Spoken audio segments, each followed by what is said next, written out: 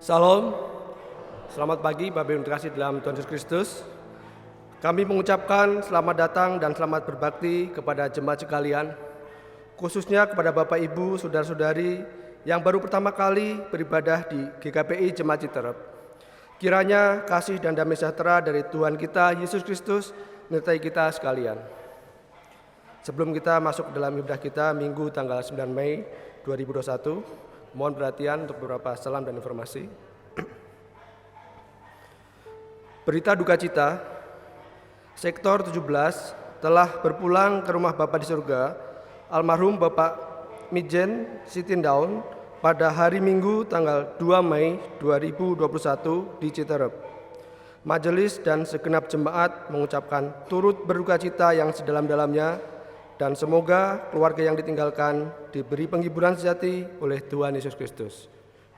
Demikian tadi, salam dan informasi.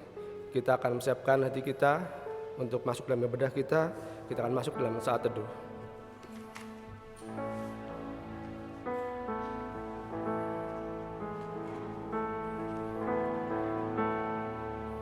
Mazmur untuk korban syukur. Bersorak-soraklah bagi Tuhan, hai seluruh bumi. Beribadahlah kepada Tuhan dengan sukacita. Datanglah kepadanya dengan sorak-sorai. Ketahuilah bahwa Tuhanlah Allah, Dialah yang menjadikan kita, dan punya Dialah kita, umatnya dan kawanan domba gembalaannya. Masuklah melalui pintu gerbangnya dengan nyanyian syukur, ke dalam pelatarannya dengan puji-pujian. Bersyukurlah kepadanya dan pujilah namanya. Sebab Tuhan itu baik, kasih setianya untuk selama-lamanya, dan kesetiaannya tetap turun-temurun.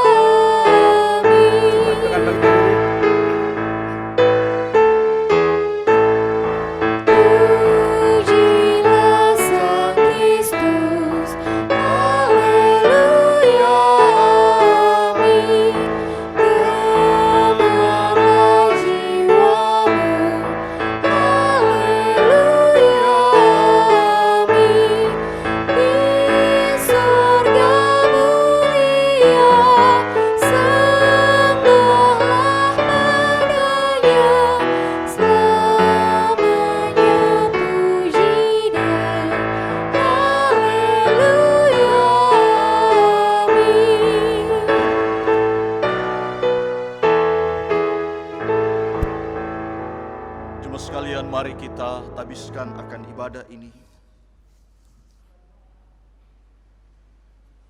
Kebaktian ini boleh berlangsung dengan keyakinan bahwa pertolongan kita adalah dari Tuhan yang menjadikan langit dan bumi dan tetap setia untuk selama-lamanya. Kasih karunia dan damai sejahtera dari Allah Bapa kita dan dari Tuhan Yesus Kristus, serta dalam kekuatan dan penghiburan dari kuasa Roh yang Maha Kudus, menyertai saudara sekalian. Amin.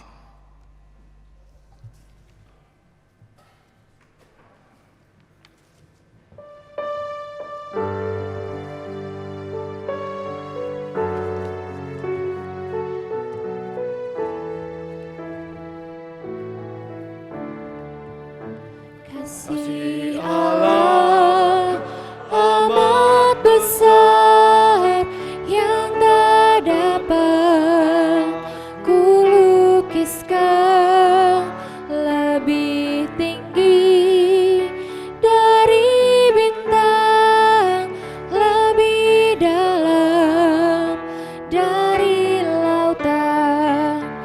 Meski Adam telah berdosa, Ia mengutus anaknya, agar kita damai dengannya, dosa diampuninya. Kasih Allah tak terduga, tinggi, dalam, dan luas, tetap teguh, tak berubah, sampai selama-lamanya.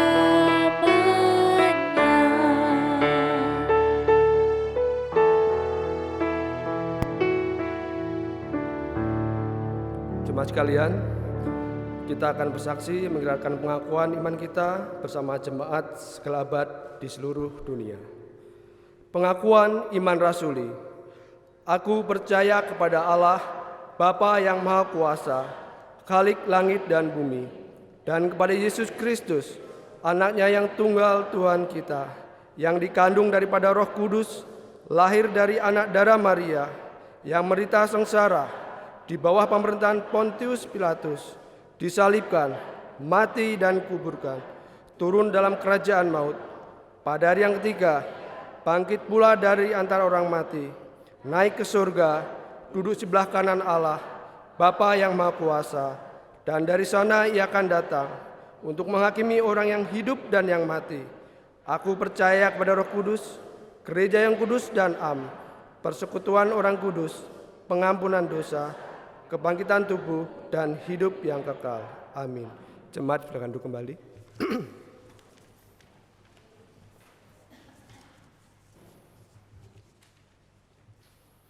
Kita bersama-sama akan menaikkan doa syafaat kita, dan nanti akan kita akhiri dengan doa Bapa kami. Mari kita akan tundukkan kepala bersama-sama.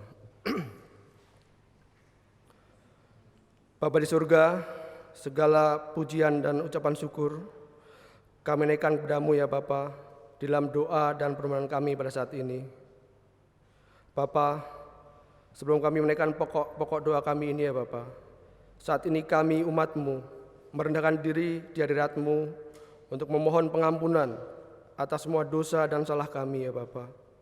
Baik dalam perkataan kami, dalam perbuatan, atau bahkan setiap rancangan yang kami rancangkan ya Bapa, yang tidak sesuai dengan kehendak-Mu, kami mohon Tuhan ampuni.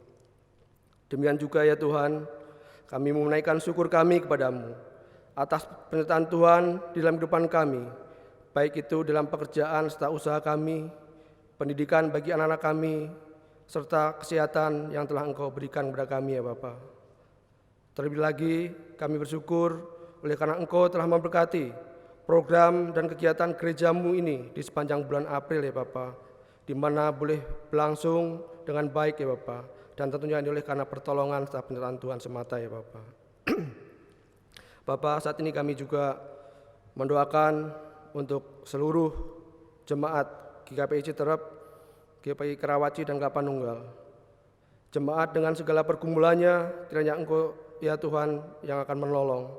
Yang sakit disembuhkan, yang sedang bergumul dan beban berat, Engkau menolong memberikan kelegaan ya Bapa. Terlebih lagi di masa-masa sulit seperti ini, mungkin ada yang bergumul masalah pekerjaan ataupun usaha dan perekonomian. Kiranya Tuhan buka jalan dan bukan pintu berkat bagi setiap jemaat-Mu ya Bapa. Bapa, jika saat ini kami masih bisa beribadah di tempat ini, kami berterima kasih ini oleh karena pertolongan-Mu saja. Untuk itu ya Bapa, kami terus berdoa untuk gereja-Mu ini.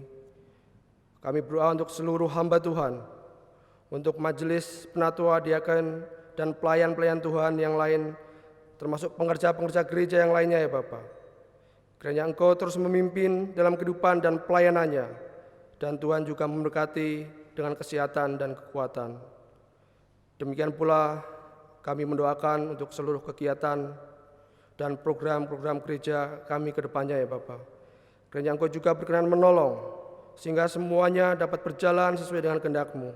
Baik itu kegiatan persekutuan, pembinaan, ibadah-ibadah yang kami lakukan, dan pembangunan di lingkungan gereja kami ya Bapa. Kiranya Engkau akan memberkati.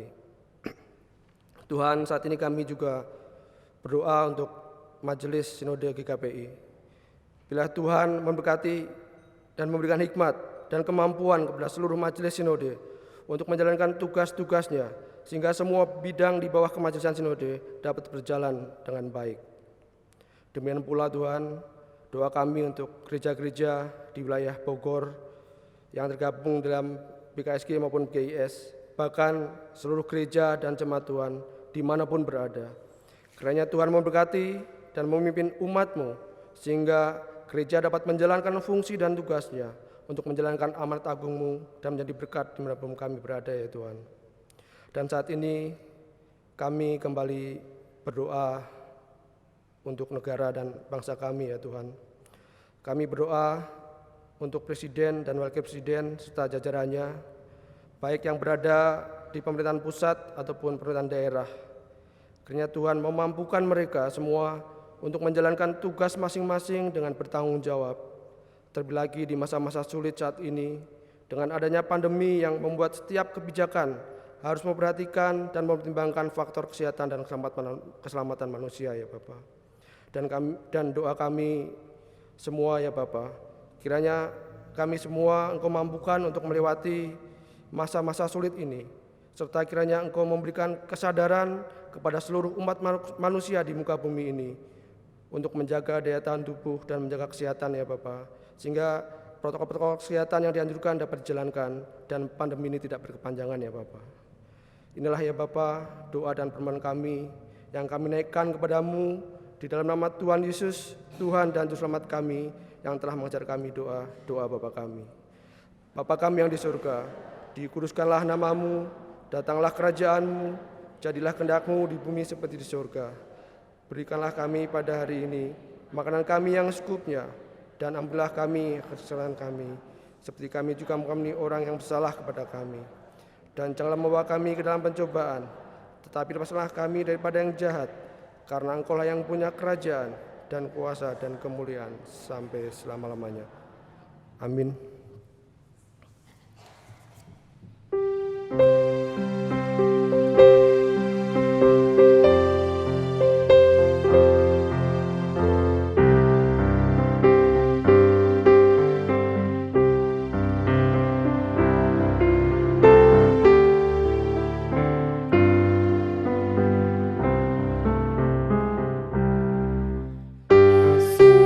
Yesus Kristus Juru Selamat.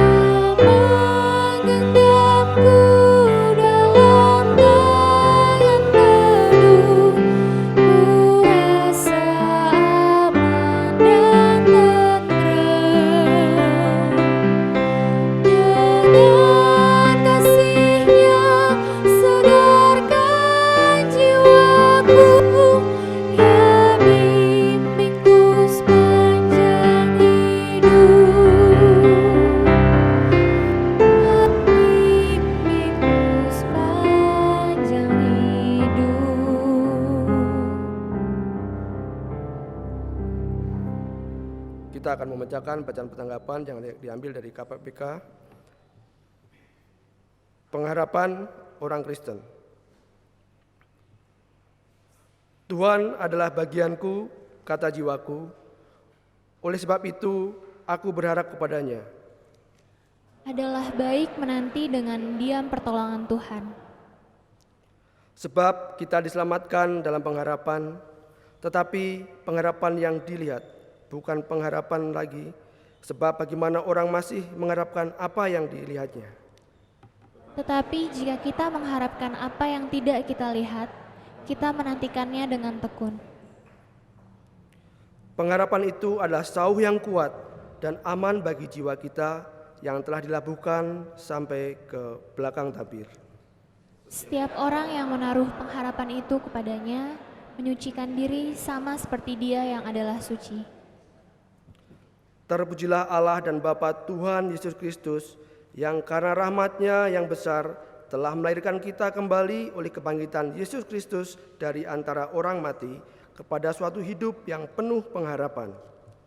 Untuk menerima suatu bagian yang tidak dapat binasa, yang tidak dapat cemar, dan yang tidak dapat layu, yang tersimpan di sorga bagi kamu.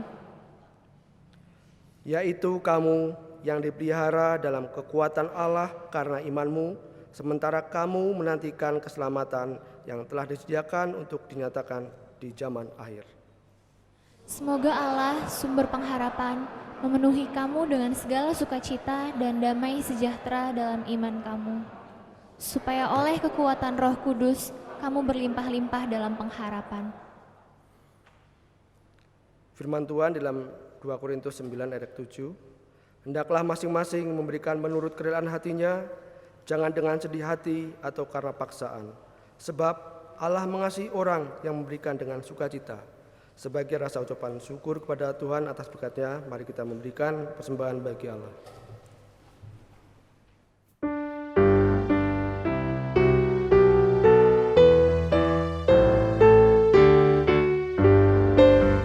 Yang ku persembahkan berasal darimu, ku sembahkan kepadamu, ku jadi hamba-Mu.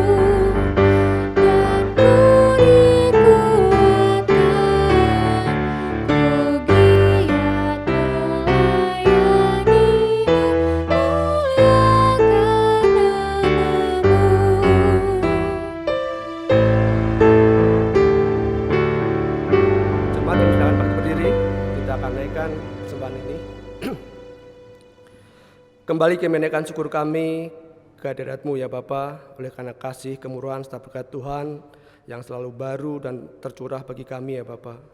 Dan sebagai ucapan syukur kami pada saat ini kami memberikan persembahan dan perpuluhan bagi Engkau ya Bapa. Kiranya Engkau berkenan mensucikan persembahan ini sehingga boleh layak dan berkenan untuk kemuliaan nama Tuhan ya Bapa. Demikian juga kiranya Engkau berkenan memberikan hikmat kepada penatua majelis maupun setiap pengurus-pengurus gereja yang mengelolanya ya Bapa. Sehingga persembahan ini dapat digunakan untuk kemuliaan nama Tuhan serta perkenan Tuhan di gereja-Mu ya Bapa. Terima kasih ya Bapa, inilah doa kami yang kami naikkan hadirat-Mu di dalam nama Tuhan Yesus sebagai Tuhan serta selamat kami telah berdoa. Haleluya, amin. Jemaat silakan duduk kembali.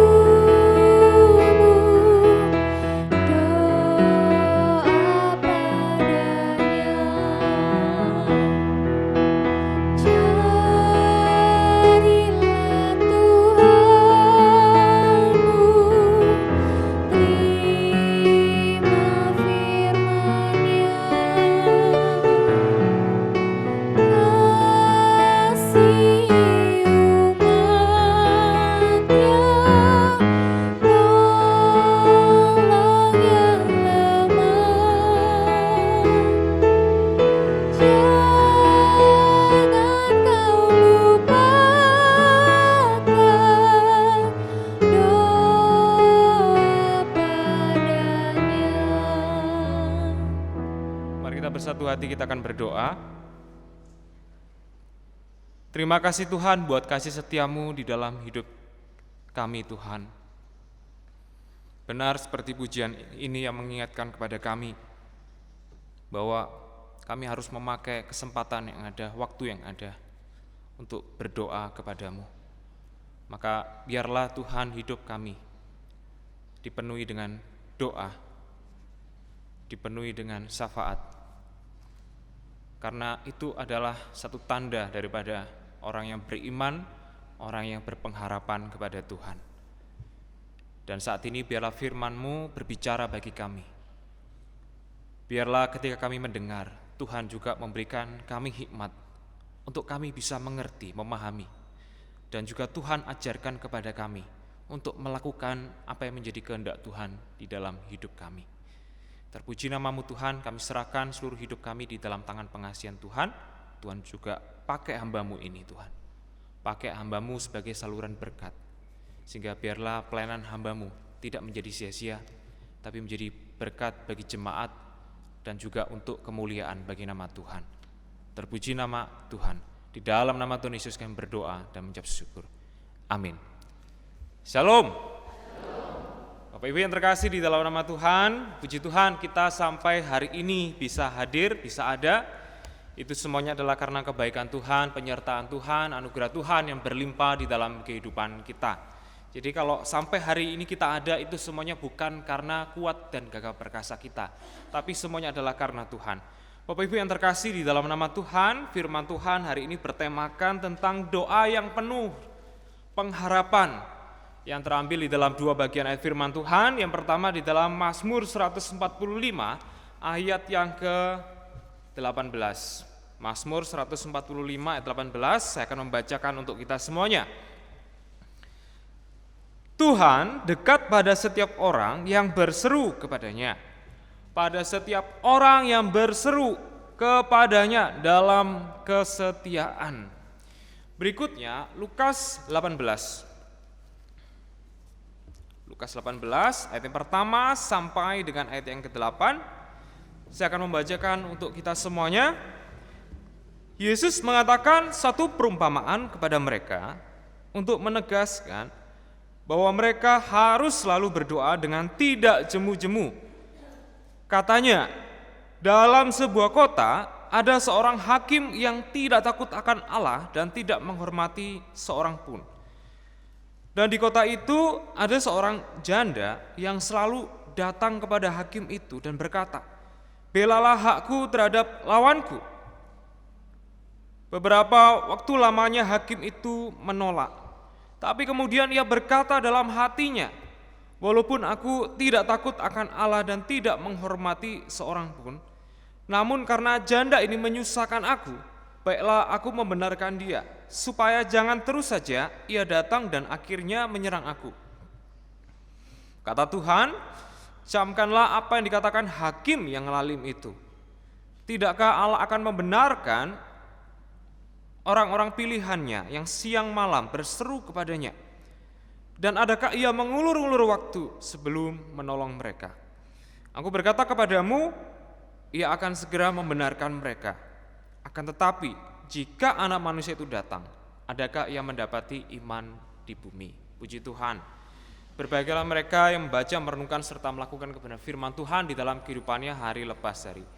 Bapak Ibu saudaraku yang terkasih di dalam nama Tuhan, doa yang penuh dengan pengharapan. Salah satu ciri daripada orang yang berpengharapan di dalam Kristus, bukan di dalam dunia, itu adalah berdoa, ya. Maka oleh sebab itu, kalau kita mengaku kita adalah orang beriman, kalau kita mengaku kita adalah anak Tuhan, kalau kita mengaku kita adalah orang percaya atau orang yang memiliki pengharapan penuh di dalam Kristus, saudaraku, maka tidak lepas hidup kita dari yang namanya berdoa, ya. Jadi oleh sebab itu, Bapak Ibu yang terkasih, jangan lewatkan jam-jam berdoa. Gereja kita banyak memberikan kesempatan bagi jemaat, Bapak Ibu sekalian, yang berdoa, ya. Tiap jam 9 malam, ya, itu pasti akan di-share pokok-pokok doa. Saudaraku yang terkasih di dalam nama Tuhan, dari tokoh-tokoh reformasi, ya, seperti halnya Martin Luther, saudaraku, dia pernah berkata tentang doa. Ya, dosa tidak berdoa itu tidak kalah jahatnya dengan dosa berzina. Sebab apa? Kriminalitasnya sama, dan sebab keduanya melanggar hukum Allah. Itu kata Martin Luther, ya, mengenai dengan hal tidak berdoa. Dan berikutnya, John Calvin juga pernah mengatakan hal yang sama. Dia pernah berkata seperti ini: orang-orang yang menolak untuk berdoa, saudaraku, itu mengabaikan satu harta yang dipendam dan disembunyikan di dalam tanah. Dan tidak berdoa itu merupakan penyangkalan yang terang-terangan terhadap fakta bahwa Allah adalah sumber dari segala hal yang baik. Jadi menurut John Calvin, ya, kalau kita tidak berdoa itu sama seperti dengan menolak harta yang berharga, harta yang terpendam. Karena apa? Doa itu bagikan sebuah harta yang berharga, harta yang harus dimiliki oleh banyak orang. Berikutnya adalah John Knox. Dia pernah berkata seperti ini: tidak berdoa itu adalah dosa yang paling dibenci. Ya. Karena apa, Bapak Ibu? Ya. Karena sepatutnya kita sebagai anak-anak Tuhan itu harus menyembah kepada Dia. Maka tidak berdoa itu sama seperti dengan dosa penyembahan berhala. Saudaraku, dari ketiga tokoh-tokoh reformasi ini sudah jelas mengingatkan kepada kita bahwa kita tidak boleh lepas dari yang namanya jam-jam doa. Kita harus senantiasa berdoa. Karena apa? Seperti yang sudah saya katakan tadi, orang yang memiliki pengharapan di dalam Kristus pasti hidupnya akan berdoa. Orang yang percaya kepada Kristus, orang yang beriman kepada Tuhan Yesus Kristus, pasti dalam hidupnya akan diisi dengan jam-jam doa. Saudaraku, kenapa sih kita harus berdoa? Di dalam Mazmur pasal 145 ayat 18 tadi dikatakan apa? Tuhan itu dekat pada setiap orang yang berseru kepadanya, pada setiap orang yang berseru kepadanya dalam kesetiaan. Jadi mengapa kita berdoa, Bapak Ibu? Mengapa kita berdoa, saudara-saudara? Karena apa? Karena Tuhan itu dekat pada setiap orang yang berseru kepadanya. Di saat kita berseru, di saat kita memohon kepada Tuhan, di saat kita berdoa kepada Tuhan, Yohanes Calvin pernah berkata bahwa doa itu adalah satu hubungan yang akrab, satu hubungan keluarga, di mana kita sebagai anak sedang menjalin satu hubungan komunikasi dengan siapa? Bapa di surga. Maka kalau dikatakan satu hubungan yang dekat, satu hubungan yang akrab, saudaraku, maka kita itu ketika kita berdoa itu sama seperti halnya berbicara dengan Allah, ya. Berbicara dengan orang tua kita. Orang tua di mana? Orang tua di surga. Jadi Tuhan itu dekat, Tuhan itu tidak pernah jauh, dan Tuhan itu tidak pernah tinggalkan kita sedetik pun. Tetapi kita yang seringkali tinggalkan Tuhan di dalam hidup kita, ya. Oleh sebab itu, kenapa kita tidak merasakan kehadiran Tuhan di dalam hidup kita? Kenapa seakan-akan Tuhan itu jauh, ya? Tuhan itu seakan-akan tidak peduli bagi kita, ya. Bukan berarti Tuhan tidak peduli, bukan berarti Tuhan itu jauh, tetapi Tuhan itu dekat. Kita tidak merasakan kehadiran Tuhan karena memang kita sudah tinggalkan Tuhan terlebih dahulu, ya. Bukan Dia yang tinggalkan kita. Saudaraku, maka oleh sebab itu dari pernyataan 3 tokoh reformasi ini seharusnya mengajarkan kepada kita tidak boleh menjauh dari yang namanya jam-jam doa. Hidup kita bukan hanya diisi dengan pengharapan dan iman, tapi hidup kita juga harus diisi dengan berdoa. Dan yang berikutnya, saudaraku, di dalam Lukas pasal 18, ayat yang pertama dikatakan apa? Yesus mengatakan satu perumpamaan kepada mereka untuk menegaskan bahwa mereka harus selalu berdoa dengan tidak jemu-jemu. Tuhan Yesus mengajarkan kepada kita untuk supaya apa? Selalu berdoa dengan tidak jemu-jemunya. Tidak jemu-jemu itu artinya apa? Tidak ada bosan-bosannya. Ya, sekalipun kita sibuk pelayanan, sekalipun kita sibuk bekerja, ya, ada waktunya di mana kita harus mengasingkan diri supaya apa? Kita berdoa. Tuhan Yesus kalau boleh dikatakan dia juga sibuk pelayanan. Sepanjang dia melayani, ya, banyak sekali orang yang mengikuti dia. Ya, melayanan menyembuhkan orang sakit, melayani orang yang kerasukan setan, melayani dalam hal penginjilan, memberitakan firman dan lain sebagainya, banyak sekali. Dibanding dengan pelayanan kita, lebih sibuk pelayanan Tuhan. Tetapi dia tidak pernah melewatkan yang namanya bersekutu dengan Bapa di surga.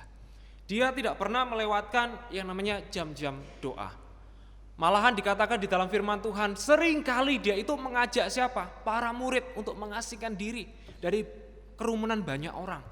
Supaya apa? Sesibuk apapun dia melayani, tetapi dia memberikan sebuah kesempatan bagi para murid untuk tidak melupakan jam-jam doa. Jadi seharusnya apa yang dilakukan dan apa yang dikerjakan oleh Tuhan Yesus, ya, itu juga yang harus menjadi pola di dalam hidup kita. Itu yang harus menjadi teladan di dalam hidup kita. Kita harus meniru apa yang menjadi teladan yang Tuhan sudah berikan dan Tuhan sudah ajarkan bagi kita, yaitu di dalam hal berdoa. Tetapi apa yang menyebabkan kita bosan untuk berdoa? Ya, yang menyebabkan kita bosan untuk berdoa banyak. Salah satu contohnya adalah kesibukan melayani. Waduh, saya sibuk melayani. Orang yang makin banyak kegiatan pelayanan itu tidak jadi jaminan dia semakin hari semakin dekat dengan Tuhan. Karena apa? Sibuk pelayanan dan lain sebagainya sampai lupa berdoa. Tidak jadi jaminan, ya, tidak menjamin dia dekat dengan Tuhan. Bisa saja dia melayani Tuhan, tapi dia melupakan jam-jam doa. Bisa saja dia melayani Tuhan, tapi bukan dengan kekuatan Tuhan, tapi hanya dengan kekuatan dirinya sendiri. Ya, bukan hanya itu saja faktornya, ya, tetapi Bapak Ibu Saudaraku yang terkasih di dalam nama Tuhan, ya seringkali, ya, kenapa kita menjadi bosan untuk berdoa? Kenapa kita menjadi jemu untuk berdoa? Karena apa? Seolah-olah Tuhan itu tidak tahu apa yang menjadi pergumulan di dalam hidup kita. Ya, buat apa Pak? Ya, percuma saya melayani. Karena apa? Toh juga waktu saya berdoa kepada Tuhan, menghadapi pergumulan yang begitu hebat, menghadapi pergumulan yang begitu berat, seolah-olah Tuhan itu tidak mendengar saya. Sehingga itulah yang membuat saya menjadi bosan untuk berdoa. Sekian lama saya menghadapi sakit penyakit, tetapi juga toh Tuhan tidak memberikan jawaban, tidak memberikan kesembuhan bagi saya. Percuma, untuk apa saya berdoa kepada Tuhan kalau toh ternyata ya setiap jawaban doa saya tidak pernah didengar oleh Tuhan. Saudaraku yang terkasih di dalam nama Tuhan, Tuhan itu bukan berarti tidak mendengar apa yang menjadi setiap jawaban doa kita. Tapi hal yang pertama yang Tuhan sedang kerjakan adalah adalah menunda jawaban, Bapak Ibu. Ya, maka ketika dikatakan menunda jawaban, maka berbeda dengan penundaan manusia. Penundaan Allah dengan penundaan manusia itu berbeda. Bedanya di mana, Pak? Kalau manusia menunda, berarti manusia itu sudah tidak lagi aktif, ya. Tapi kalau Allah menunda, ya, artinya apa? Ketika dikatakan bahwa Allah menunda jawaban kita, itu bukan berarti penundaan dari ketidakaktifan. Bukan berarti Allah tidak bekerja. Bukan berarti Allah tidak ada. Allah ada, Allah tetap bekerja. Tetapi dia sedang mempersiapkan jawaban doa kita. Dia sedang mempersiapkan berkat-berkatnya bagi kita. Oleh sebab itu jangan jemu-jemu berdoa. Karena apa? Penundaan Tuhan berbeda dengan penundaan manusia. Ya, kalau engkau ngelamar kerja, ya terus kemudian ada penundaan, itu belum tentu kita dipanggil. Bisa iya, bisa juga tidak. Ya, tetapi kalau Allah bekerja bukan berarti Allah itu tidak aktif. Kalau Allah menunda jawaban doa kita bukan berarti Allah itu tidak lagi aktif di dalam hidup kita. Tetapi dia itu sedang mempersiapkan sebuah berkat-berkatnya untuk anak-anaknya. Oleh sebab itu seringkali kita berkata, ya saya itu berdoa. Tetapi kok Tuhan itu seolah-olah tidak memberikan sebuah jawaban yang pasti bagi saya. Seolah-olah Tuhan itu tidak mendengar jawaban doa saya. Apa yang saya harus lakukan, Pak? Sabar. Tunggu waktunya Tuhan. Karena apa? Waktunya Tuhan bukan waktu kita. Ya, akan ada satu masa, akan ada satu saat di mana Tuhan akan memberikan sebuah jawaban. Akan ada satu masa di mana Tuhan itu sedang mempersiapkan kita. Ya, ada satu masa di mana Tuhan itu sedang mempersiapkan apa? Berkat-berkatnya untuk bisa kita terima. Begitu.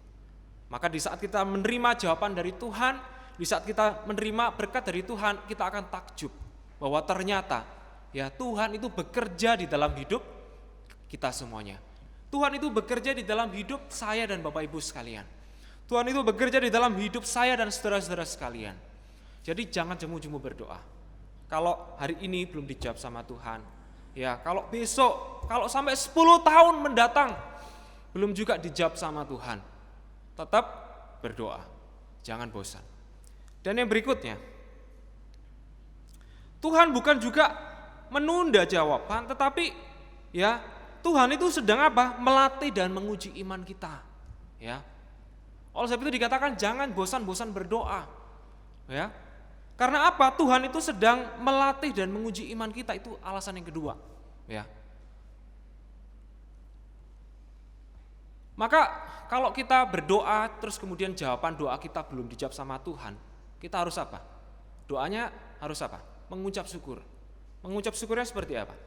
Tuhan terima kasih. Kalau hari ini Tuhan belum memberikan sebuah jawaban kepada saya, tetapi Tuhan sedang berusaha untuk melatih iman kepercayaan saya kepada Tuhan. Maka Bapak Ibu harus diingat, saudaraku sekalian harus diingat, kita itu mestinya harus bersyukur. Kalaupun jawaban daripada Tuhan menurut kita lama, maka sebenarnya atau sejatinya Tuhan itu sedang memberikan waktu atau kesempatan bagi kita. Untuk apa? Untuk melatih iman kita. Jawabannya lama, enggak apa-apa. Karena apa? Sepanjang waktu itulah Tuhan sedang apa? Melatih iman kita.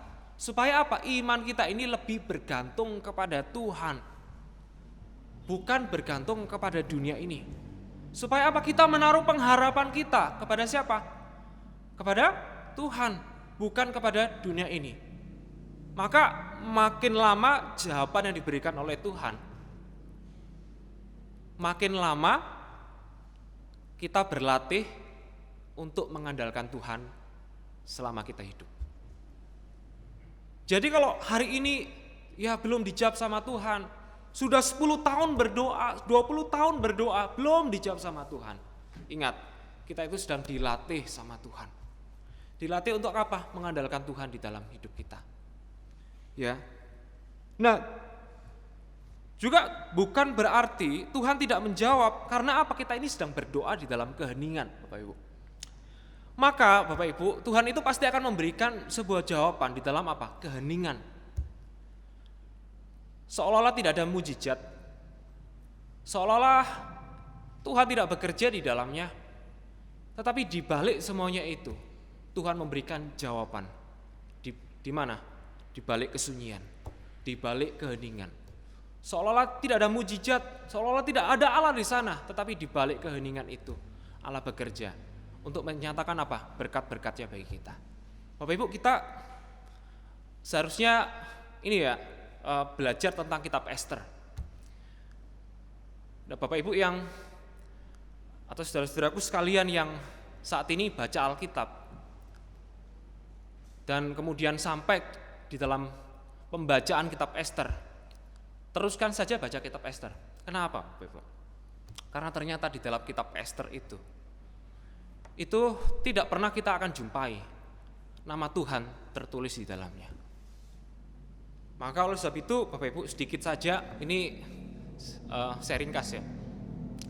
Maka oleh sebab itu beberapa pakar atau sarjana Alkitab itu mengatakan bahwa kitab Ester itu tidak pernah tertulis nama Tuhan di dalamnya. Maka oleh sebab itu kitab Ester itu bukan termasuk ke dalam bagian Alkitab atau standarisasi atau kanonisasi Alkitab. Tapi kitab Ester itu masuk ke dalam bagian kitab sejarah yang tidak memiliki otoritas apapun. Karena apa? Karena tidak ada nama Tuhan, tidak ada nama Allah yang tertulis di dalamnya. Tetapi Bapak Ibu yang terkasih di dalam nama Tuhan, sekalipun tidak pernah tertulis nama Tuhan di dalam kitab Ester, bukan berarti Allah itu tidak bekerja untuk menyelamatkan kehidupan bangsa Israel yang saat itu berada di pembuangan. Tetapi Bapak Ibu, apa yang dapat kita pelajari dari kitab Ester adalah sekalipun nama Tuhan tidak tertulis di dalamnya, tetapi bukan berarti yang pertama Allah tidak bekerja. Allah bekerja untuk menyelamatkan bangsa Israel. Yang kedua adalah Tuhan menjawab doa umatnya itu melalui keheningan. Karena seringkali kita mengkaitkan peristiwa mujizat yang spektakuler itu dengan jawaban doa. Wah, kalau sakit disembuhkan itu berarti Tuhan sedang bekerja. Gereja-gereja saat ini seringkali mengkaitkan jawaban Tuhan itu dengan mujizat yang besar. Kalau orang lumpuh disembuhkan, ya, kalau orang mati dibangkitkan, itu tandanya Tuhan bekerja. Tetapi Bapak Ibu yang terkasih di dalam nama Tuhan, Alkitab membantah semuanya itu. Ternyata saudaraku, ya, tidak semua mujizat yang dahsyat itu berasal dari Tuhan. Tetapi lebih banyak Tuhan itu bekerja melalui kesunyian. Bahkan Tuhan bekerja mungkin di saat kita tidur. Mungkin Tuhan bekerja juga di saat kita makan. Di saat kita bekerja, mungkin Tuhan bekerja. Seolah-olah tidak ada jawaban dari Tuhan, tetapi ada jawaban Tuhan di sana. Seolah-olah tidak ada mujizat di dalamnya, tetapi Tuhan beracara bagi kita. Tuhan menyatakan anugerahnya, Tuhan menyatakan keselamatannya. Saudaraku yang terkasih di dalam nama Tuhan, maka di dalam keheningan itulah, di saat kita berdoa, Tuhan mendengar. Di saat Tuhan mendengar, tinggal tunggu waktu dari Tuhan untuk menjawab doa-doa kita. Wah Pak, saya itu doa, kalau berdoa sama Tuhan itu kayak ini ya, apa istilahnya, kata-kata saya itu sia-sia, menguap di udara begitu. Ya tidak sia-sia. Karena apa? Ya kita berdoa di dalam keheningan, di dalam kesunyian. Artinya tidak ada orang yang tahu. Artinya kita berdoa, ya nggak pamer seperti orang munafik, begitu loh. Kalau orang munafik, ya berdoa itu di pinggir-pinggir jalan, ya. Bila perlu, ya semua orang harus tahu. Kalau saya berdoa, kalau saya beribadah, kalau saya melayani, ya itu orang munafik, begitu loh. Nah, tetapi saudaraku yang terkasih di dalam nama Tuhan, doa di dalam sudut pandang iman Kristen itu yang tahu siapa? Lah yang tahu adalah kita dengan Tuhan. Kita dengan Tuhan. Orang lain tidak perlu tahu. Maka di dalam kerahasiaan itu, di dalam kesunyian itu, ketika orang lain tidak ada yang tahu, dan kita sendiri pun nggak tahu, Tuhan sedang apa? Mempersiapkan berkatnya bagi kita. Dan yang berikutnya adalah, maka Bapak Ibu yang terkasih di dalam nama Tuhan, next. Nah kalau kita belajar dari perempuan Kanaan itu di dalam Matius pasal 15 ayat 27 sampai 28, saudaraku. Ya, di situ dikisahkan ada seorang perempuan Kanaan yang anaknya sedang apa? Kerasukan setan dan menderita. Ya, ini saya ambil salah satu contoh aja. Maka ayat 23 itu mengatakan apa?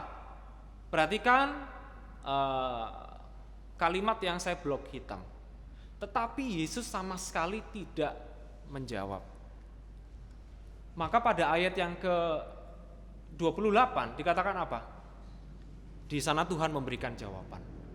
Hai ibu, besar imanmu, maka jadilah kepadamu seperti yang kau kehendaki. Seketika itu juga anaknya sembuh. Coba Bapak Ibu perhatikan.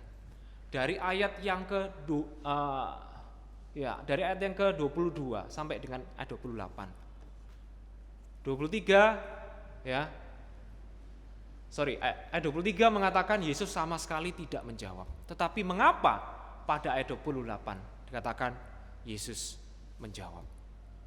Karena apa Bapak Ibu? Karena Tuhan ya itu menjawab doa kita itu di dalam keheningan. Ya, seolah-olah Tuhan itu tidak menjawab, seolah-olah Tuhan itu tidak bekerja bagi perempuan ini. Tetapi melalui peristiwa ini kita diingatkan, Tuhan menjawab apa yang menjadi setiap doa dan kerinduan kita. Ayat ini bukan hanya sekedar berbicara tentang iman yang menyelamatkan, tapi ayat ini juga berbicara tentang apa? Ketekunan berdoa, Bapak Ibu. Jadi jangan jemu-jemu untuk berdoa kepada Tuhan. Dan oleh sebab itu Bapak Ibu, next slide selanjutnya. Dan oleh sebab itu Bapak Ibu yang terkasih, saudara-saudara yang terkasih di dalam nama Tuhan, untuk mengingatkan para murid supaya tidak bosan-bosan untuk dalam hal berdoa, maka Tuhan Yesus itu sedang memberikan apa? Sebuah perumpamaan. Perumpamaan tentang apa? Hakim yang lalim, hakim yang tidak adil. Maka Bapak Ibu yang terkasih di dalam nama Tuhan, hakim yang tidak adil di sini bukan menyamakan Allah dengan manusia yang tidak adil. Tidak. Tetapi hendak mengontraskan antara Allah dengan manusia yang tidak adil. Ya kalau kita baca ya seluruhan kisah daripada Lukas 18 ayat 1 sampai 8 ini dikatakan ada seorang hakim yang tidak adil. Tapi perbedaannya apa dengan Allah? Hakim ini tidak adil. Tapi perbedaannya dengan Allah adalah Allah itu adil. Hakim ini tidak memberi undangan pada janda itu. Janda itu yang datang sendiri kepada hakim itu, memohon belas kasihan supaya apa? Membela perkaranya. Tetapi Tuhan Yesus seringkali memberi undangan seperti halnya meminta, mencari, mengetuk. Itu adalah undangan Tuhan. Supaya apa? Kita datang kepada Dia untuk berdoa. Nah, hakim ini juga tidak pernah mendengar apa yang menjadi keluh kesah daripada janda itu. Ya, janda itu setiap kali datang kepada hakim itu, tolonglah Pak Hakim, belalah hak saya. Tetapi tidak pernah didengar oleh siapa? Hakim itu. Ya, hakim itu hanya mementingkan dirinya sendiri. Ya, hakim itu tidak pernah mendengar apa yang menjadi nasihat daripada orang lain, apa yang menjadi keluh kesah daripada orang lain. Dan hakim itu juga tidak takut akan Tuhan. Ini adalah hakim yang lalim. Tapi Allah itu mendengar setiap apa yang menjadi seruan dan doa kita. Maka endingnya apa? Ending atau akhir daripada kisah ini adalah bahwa ternyata ya, karena hakim ini terus direpotkan, karena janda ini tetap terus datang kepada hakim itu, akhirnya tindakan daripada hakim itu adalah ya udah, perkaramu saya bela. Bapak Ibu, apa yang dapat kita pelajari dari hal ini? Yang dapat kita pelajari dari hal ini adalah bahwa kalau hakim yang tidak takut akan Tuhan, bahwa kalau hakim yang lalim, hakim yang tidak adil, hakim yang tidak memberi undangan pada janda itu, hakim yang tidak pernah mendengar janda itu, tapi kemudian pada akhir cerita dia meloloskan, dia membela apa yang menjadi hak daripada janda itu. Terlebih lagi Tuhan kita. Kalau hakim tadi yang tidak takut akan Tuhan, kalau hakim yang tadi adalah hakim yang lalim, ya, yang sudah membela hak daripada janda itu, bagaimana dengan Tuhan kita? Dia pasti akan tolong kita. Kalau manusia itu bela kita, kalau pengacara bela kita, apalagi Tuhan. Tuhan itu pasti bela kita. Di dalam keadaan apapun, Tuhan itu akan bela kita. Begitu loh. Maka oleh sebab itu, dikatakan apa pada ayat berikutnya? Ayat yang ke-7. Tidakkah Allah akan membenarkan orang-orang pilihannya yang siang malam berseru kepadanya? Dan adakah ia mengulur-ngulur waktu sebelum menolong mereka? Next, slide selanjutnya. Maka apa dimaksud dengan kata membenarkan di sini? Membenarkan di sini itu artinya apa? Kalimat ini adalah sebuah penghiburan dari Yesus. Karena apa? Pada masa itu banyak orang Kristen ditindas atau diperlakukan dengan tidak adil. Dengan kata-kata ini, Yesus mendorong agar mereka tetap berdoa supaya Allah menegakkan keadilan. Bapak Ibu, ketika engkau sebagai orang percaya, ketika engkau sebagai orang Kristen menghadapi ketidakadilan,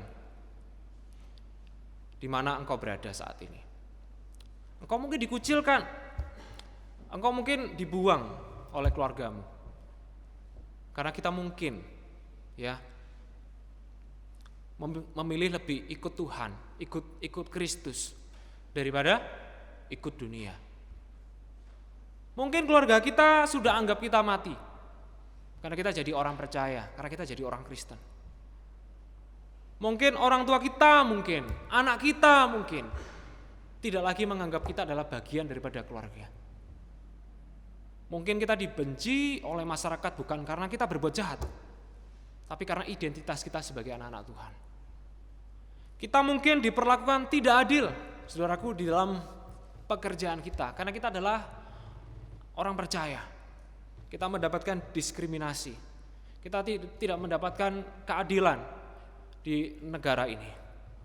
Tapi satu hal Bapak Ibu yang pasti adalah, di saat kita mendapatkan ketidakadilan, berdoa kepada Tuhan. Berdoanya gimana? Jangan mengutuk, tapi doakanlah mereka yang membenci kita.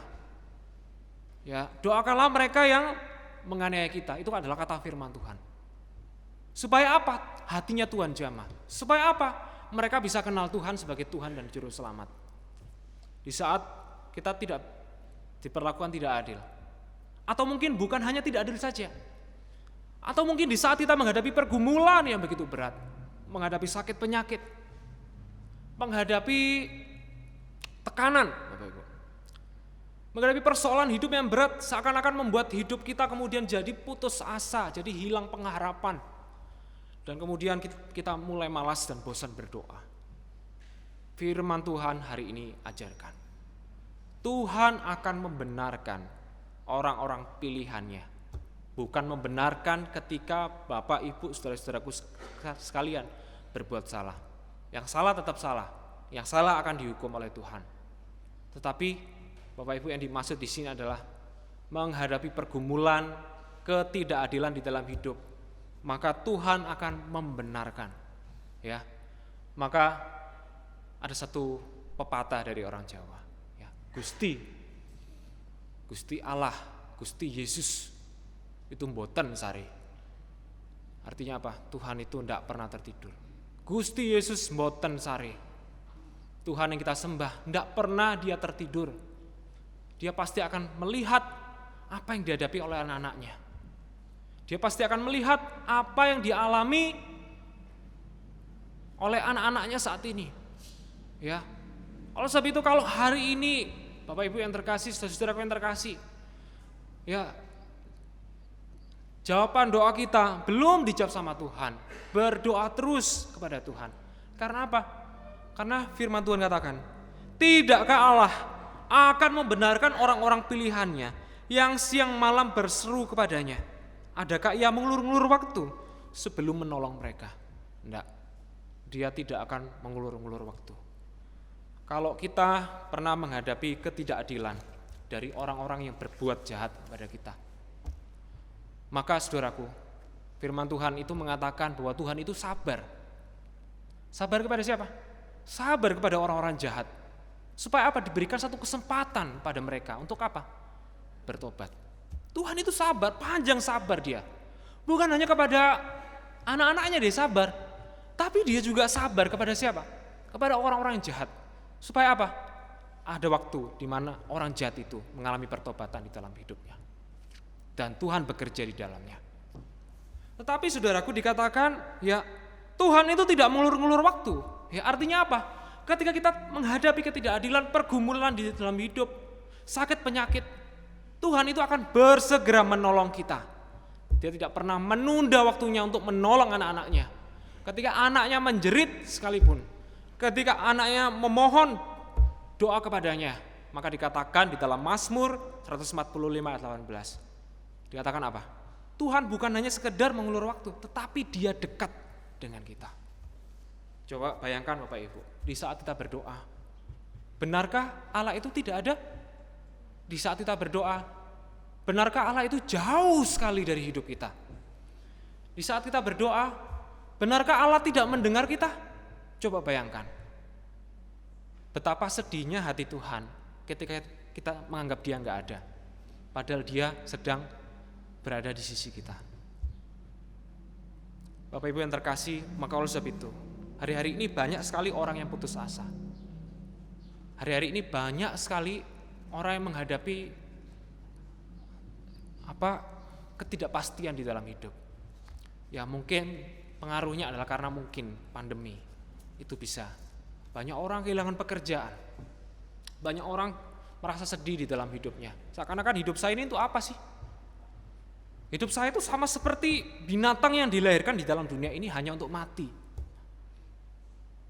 Bapak Ibu, kalau ada yang sampai seperti itu, kita sudah menghadapi keputusasaan. Tapi firman Tuhan ingatkan, jangan jemu-jemu berdoa. Karena apa? Dia tidak akan menunda-nunda waktunya untuk menolong kita anak-anaknya. Pak, gimana kalau saya berdoa sampai 10 tahun? Belum dijawab. Ya tetap berdoa. Begitu loh. Mungkin melalui semuanya itu Tuhan sedang menguji iman kita. Melatih iman kita supaya apa? Kita mengandalkan Tuhan di dalam hidup kita. Next. Maka dikatakan akan tetapi dari perumpamaan ini ya, sebagai sebuah kesimpulan, Tuhan Yesus berkata apa? Akan tetapi jika anak manusia itu datang, adakah ia mendapati iman di bumi? Iman yang dimaksud di sini apa? Ketekunan di dalam berdoa. Ketekunan di dalam kesalehan hidup seperti menjaga kekudusan. Ketekunan di dalam membaca Alkitab. Ketekunan di dalam persekutuan, saudaraku. Maka di saat nanti Tuhan Yesus datang, pertanyaannya adalah, adakah ia mendapati kita tetap tekun setia, tetap tekun berdoa kepada Dia? Ya. Maka kalau sampai kita didapati Tuhan, kita tetap tekun berdoa kepada Tuhan, kita tetap tekun melayani Dia, kita tetap tekun setia kepada Dia, maka mahkota kehidupan atau pahala atau upah kekal yang Tuhan sudah sediakan ya akan menanti kita di dalam kerajaan Tuhan yang kekal. Maka Bapak Ibu yang terkasih di dalam nama Tuhan, sebagai penutup, untuk kesimpulan adalah jangan tinggalkan pengharapan di dalam Tuhan. Sepahit apapun permasalahan yang kita alami yang membuat kita jadi putus asa, jangan tinggalkan pengharapan di dalam Tuhan. Bapak Ibu mungkin saat ini menghadapi putus asa. Pak Musa pernah gak menghadapi putus asa? Pernah. Begitu. Putus pengharapan? Pernah. Begitu. Ya. Asal jangan putus rem. Begitu loh. Ya, bahaya. Putus pengharapan? Pernah. Ya, sampai kemudian jadi orang bingung gitu ya.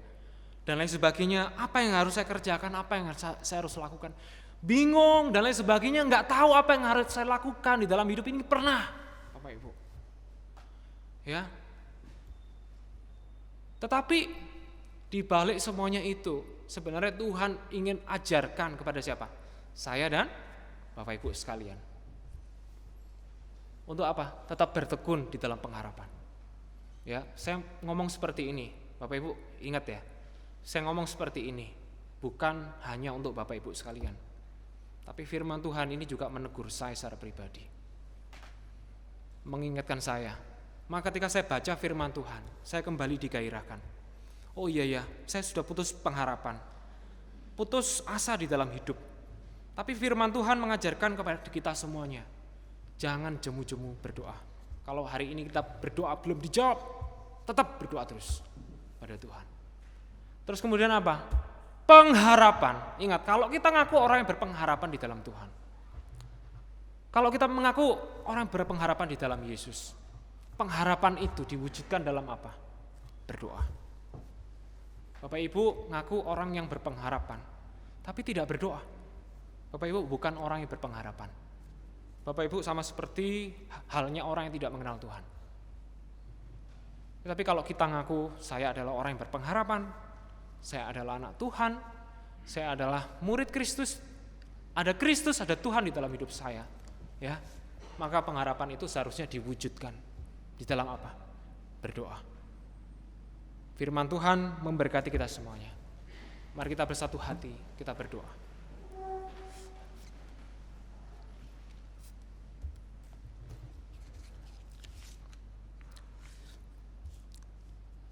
Terima kasih Tuhan buat kasih setiamu di dalam hidup kami. Terima kasih buat kasih setia Tuhan yang tetap menopang hidup kami. Tuhan ampuni kami Tuhan. Seringkali Tuhan kami menganggap bahwa Tuhan itu tidak ada di dalam hidup kami. Tuhan menjauh, Tuhan tidak pernah menjawab setiap doa-doa kami.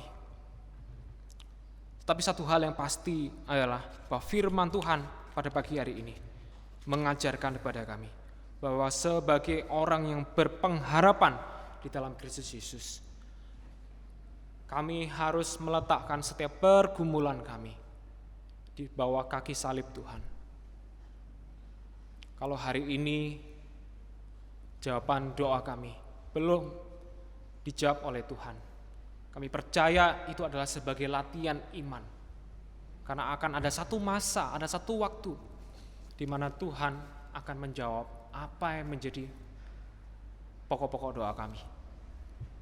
Kami serahkan seluruh hidup kami di dalam tangan pengasihan Allah. Ampuni kami Tuhan, kalau kami Tuhan mungkin pernah jatuh di dalam keputusasaan. Seolah-olah kami hidup sama seperti orang yang tidak mengenal Tuhan. Seolah-olah kami hidup sama seperti orang yang tidak mengenal Yesus Kristus sebagai Tuhan dan Juru Selamat. Ampuni kami Tuhan. Tetapi firman ini senantiasa mengingatkan kepada kami bahwa kami sebagai orang yang berpengharapan harus meletakkan hidup kami di dalam genggaman tangan Tuhan yang perkasa. Terpuji namamu Tuhan, kami serahkan seluruh jemaat Tuhan di dalam tangan Allah. Firman ini di dalam pimpinan Tuhan. Dalam nama Tuhan Yesus kami berdoa. Amin.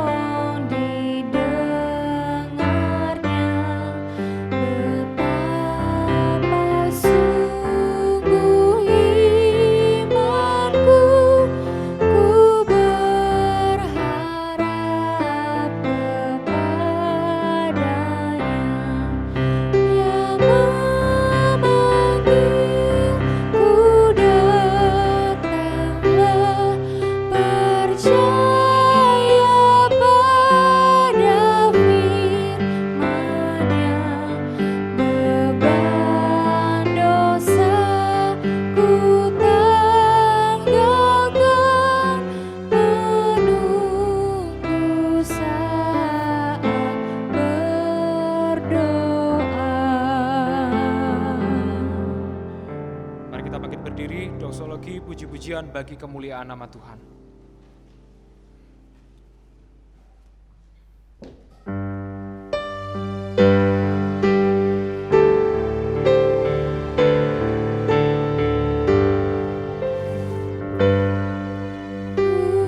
Puji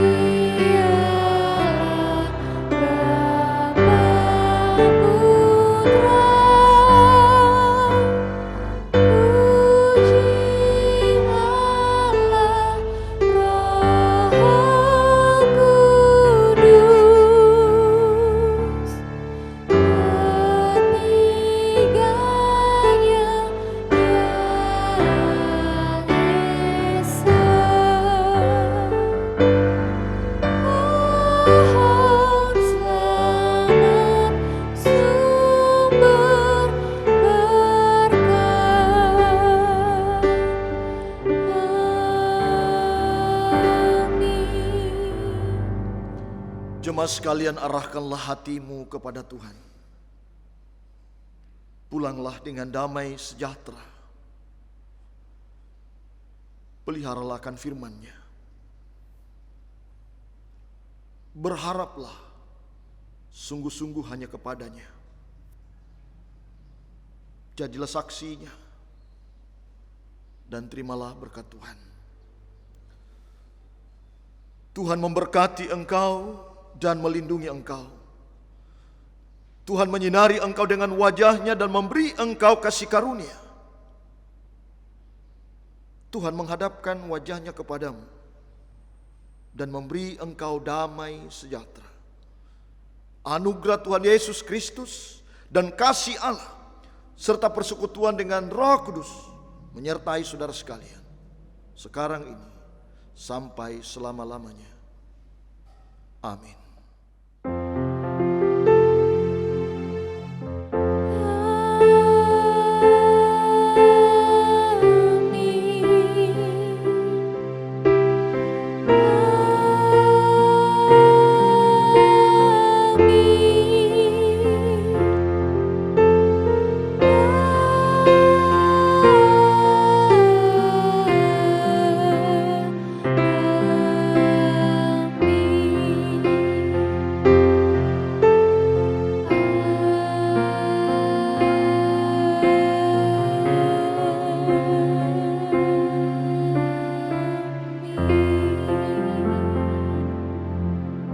Jemaat silakan duduk kembali.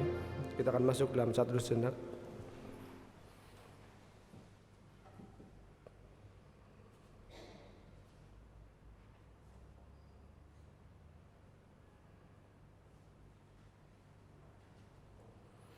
Amin.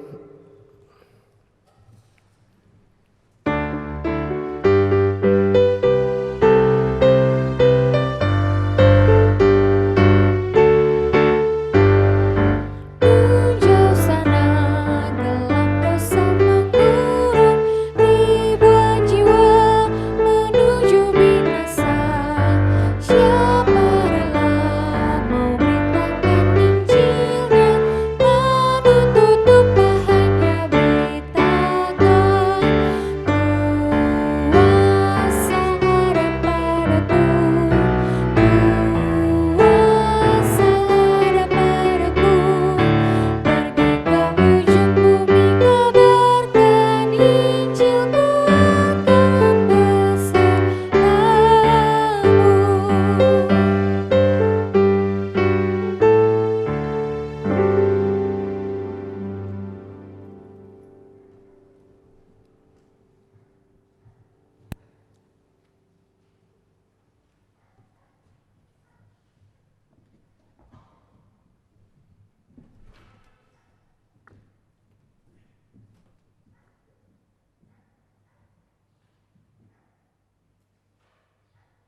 Jemaat kami silakan bangkit berdiri.